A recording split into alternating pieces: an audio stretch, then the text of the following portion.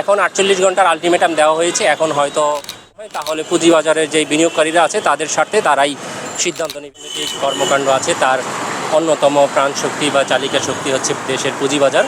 পুঁজিবাজারকে যদি রক্ষা করা যায় তাহলে পুঁজিবাজারের সাথে সাথে ফাইন্যান্সিয়াল ইনস্টিটিউশনগুলোকে রক্ষা করা যাবে এবং এইখানে যারা 33 লক্ষ বিনিয়োগকারী আছে তাদের ব্যক্তিগত, পারিবারিক, সামাজিক এবং অর্থনৈতিক মুক্তিও পাবে।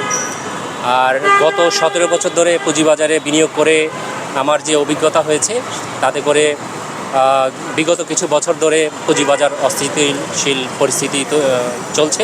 গত 5-7 মাস ধরে আমাদের লাভের যে পরিমাণটা ছিল, গত 5-7 মাস ধরে আমাদের লাভের পরিমাণটা শেষ হয়ে গিয়ে আমরা গেইন মাইনাসে চলে আসছি।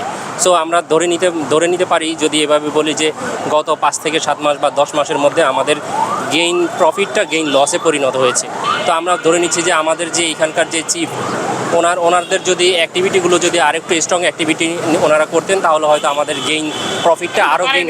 সারা পৃথিবীতে একটাই জিনিস চলে, যে আপনি যদি অক্ষম হন, আপনি যদি অপারগ হন, তাহলে আপনি আপনার সম্মান নিয়ে চলে যাওয়া উচিত। যদি আপনি না চলে যেতেন তাহলে এই যে আমরা আস্তে আস্তে ছোট ছোট আন্দোলন একটা সময় যখন আউটবাস্ট করবে তখন আপনাকে চলে যেতে বাধ্য হবে। সম্মান নিয়ে চলে যাওয়াটাই আমি মনে করি ভালো। সেটা যদি না হয় তাহলে পুঁজিবাজারের যে বিনিয়োগকারীরা আছে তাদের স্বার্থে তারাই সিদ্ধান্ত নেবে কী করতে হবে। এখন 48 ঘন্টার আলটিমেটাম দেওয়া হয়েছে। এখন হয়তো